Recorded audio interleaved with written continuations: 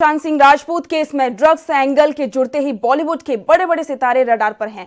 Actress Deepika Padukone, सारा अली खान और श्रद्धा कपूर जैसी हस्तियों के नाम ड्रग्स कनेक्शन में सामने आए हैं, जिनसे एनसीबी आज पूछताछ करेगी। वहीं इससे पहले शुक्रवार को एनसीबी ने रकुलप्रीत सिंह से पूछताछ की थी। रकुलप्रीत ने पूछताछ में कई बड़े खुलासे किए हैं। उन्होंने बताया कि ड्रग्स उनके घर पर था, लेकिन वो रिया ने रखवाया था। साथ ही शुक्रवार को दीपिका की मैनेजर करिश्मा से भी एनसीबी ने पूछताछ की और आज एनसीबी दीपिका पादुकोण से पूछताछ करेगी। दीपिका पादुकोण एनसीबी ऑफिस पहुंच चुकी हैं और इसके बाद में सारा अली खान, श्रद्धा कपूर से भी एनसीबी पूछताछ करेगी।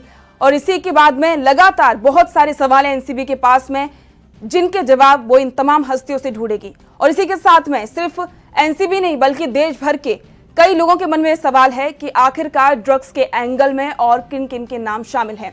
इसको लेकर लगातार एनसीबी पूछताछ कर रही है। बड़े बड़े जो अभिनेता हैं, बड़े बड़े सितारे हैं, वो एनसीबी के रडार पर हैं। लगातार उनसे पूछताछ की जा रही है और इसी के साथ में जैसे जैसे एनसीबी अपनी पूछताछ को आगे बढ़ा रही है, वैसे वैसे नए नाम सामने आ रहे हैं। और इसी के तहत दीपिका पादुकोण का नाम भी चौंकाने वाला है। दीपिका पादुकोण से आज एनसीबी पूछताछ कर रही है। एनसीबी ऑफिस दीपिका पादुकोण पहुंच चुकी हैं, जहां पर उनसे एनसीबी पूछताछ करेगी। और इसी के साथ में जो उनकी चैट्स वायरल हुई थी, उनके बारे में एनसीबी उनसे पूछेगी, जिसमें ड्रग्स का नाम शामिल था। क्या दीपिका पादुकोण खुद ड्रग्स लेती थी या फिर वो इसके खरीद फरोख्त में भी शामिल थी? ये तमाम सवाल हैं जिनके जवाब आज दीपिका पादुकोण देंगी।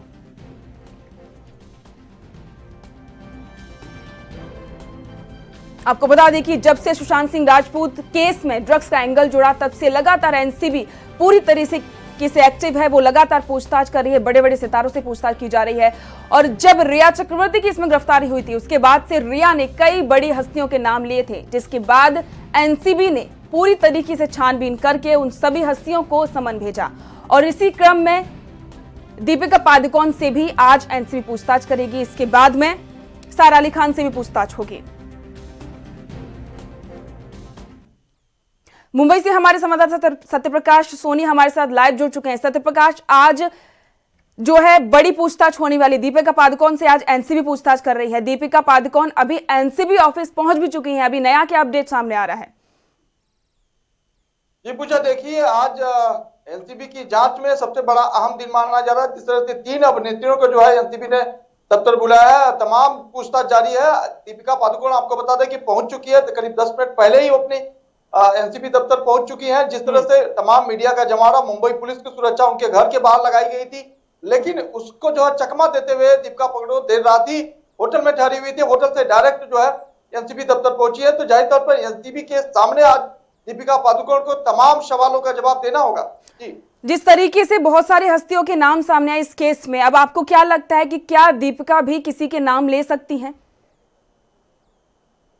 देखिए, जाहिर तौर पर जिस तरह के रकुलप्रीत ने और खंबाटा ने भी तमाम लोगों के नाम लिए हैं। हालांकि एनसीबी ने इस पूरे नामों का खुलासा नहीं किया है, लेकिन लगातार जिस तरह से जो जांच है तेजी से हो रही है, वहीं करिश्मा प्रसाद से भी पूछताछ की गई। करिश्मा ने तमाम नामों का खुलासा किया। वहीं दूसरी तरफ जिस तरह से दीपिका के साथ उनका चैट सामने आया था, उसको भी उन्होंने कबूला है। हालांकि उन्होंने ड्रग्स लेने से सीधा मना कर दिया है कि वो ड्रग्स नहीं लेती है। ड्रग्स में उनका नाम जो है जबरदस्ती घसीटा डाला, लेकिन उन्होंने दीपिका के ऊपर जरूर मोहर लगाई है कि दीपिका ने जो है उनसे ड्रग्स लेने की बात कही। जिस तरह से माल की बात कहती थी, जाहिर तौर पर उन्होंने हैश की बात कबूली है कि दीपिका ने माल के नाम पर हैश से मेरे से मांग की है। जी सत्यप्रकाश, एक बात और, इस केस में ज्यादातर जो है अभिनेत्रियों के ही नाम सामने आ रहे हैं, लेकिन सवाल तो ये भी उठता है कि क्या इस ड्रग्स के एंगल में जो है क्या बड़े अभिनेता शामिल नहीं है? क्या उनके नाम जो है नहीं लिए गए हैं? देखिए पूजा, जिस तरह से एनसीबी के पास लिस्ट है, सिर्फ अभिनेत्रियों का नहीं बल्कि तमाम अभिनेता, प्रोड्यूसर, डायरेक्टर, क्रिकेटर का भी नाम है। ऐसे में सिर्फ अभी एनसीबी जो है अभी सिर्फ एक्ट्रेस को ही पूछताछ के लिए बुला रही है, क्योंकि जिस तरह से रिया चक्रवर्ती को गिरफ्तार किया गया है, रिया चक्रवर्ती ने तमाम नामों का खुलासा किया था। उस लिंक को जोड़ते हुए लगातार जो है एनसीबी पूछताछ कर रही है। लेकिन तो सत्यप्रकाश, जिन अभिनेताओं के नाम जो है सामने आए हैं, जिन अभिनेताओं के नाम लिए गए हैं, क्या उनसे एनसीबी पूछताछ नहीं करेगी या फिर उनसे एनसीबी कब तक पूछताछ कर सकती है? जाहिर तौर पर पूछताछ सबसे होनी है, लेकिन एनसीबी का एक रवैया रहता है, एनसीबी का एक तरीका है कि जब सबसे पहले सबूत इकट्ठा करती है, उसके बाद एनसीबी जो है उनके तक पहुंचती है। ऐसे में जो तमाम सबूत है एनसीबी के पास है, सबसे पहले वो क्रॉस चेक करेगी, खंगालेगी उसके बाद एनसीबी जो है समन जारी करेगी, फिर पूछताछ करेगी। फिलहाल जिस तरह से तमाम बॉलीवुड के एक्ट्रेस को जो है समन किया गया है, वो लगातार पूछताछ जारी है। ऐसे में जो लिंक जुड़ेगा उसके बाद जो है समन किया जाएगा, फिर पूछताछ जारी रखी। जी एक बात और है कि करण जौहर का नाम भी काफी ज्यादा इस केस में सामने आ रहा है। शुरुआत से इस केस में उनका नाम शामिल था और अब कई सारे वीडियोस हैं जो उनके वायरल हो रहे हैं, लेकिन उसके बाद से करण जौहर ने ये कहा है कि नहीं, उनका ड्रग्स को कोई लेना देना नहीं है। क्या कहना चाहेंगे, क्या सच में करण जौहर के जो वीडियोस वायरल हो रहे हैं वो सिर्फ और सिर्फ एक उनको फंसाने की कोशिश है, ऐसा जिस तरीके से उन्होंने कहा है? देखिए पूजा, जिस तरह से करण जौहर का वीडियो जो है वायरल हो रहा है, करण जौहर अपने घर में पार्टी करते हुए दिखाई दे, उस वक्त जो है तमाम बड़े सितारे और अभिनेत्रियां भी मौजूद है। ऐसे में देखा जा रहा है कि किस तरह से लोग जो है स्मोक करते हुए दिखाई दे रहे हैं, लेकिन अब वो ड्रग्स है या नहीं, इस बात का खुलासा एनसीबी पूछताछ में पता लग पाएगा। लेकिन जिस तरह से करण जौहर ने अपनी सफाई देते हुए साफ तौर पर कहा है कि ये ड्रग्स की पार्टी नहीं थी, हालांकि वो ड्रग्स से काफी दूर रहते, ड्रग्स कभी लेते नहीं है, न तो ड्रग्स को बढ़ावा देते थे। ऐसे में एनसीबी इस पूरे मामले को, उनकी बातों को कितना गंभीरता से लेती है, ये देखने वाला सवाल होगा।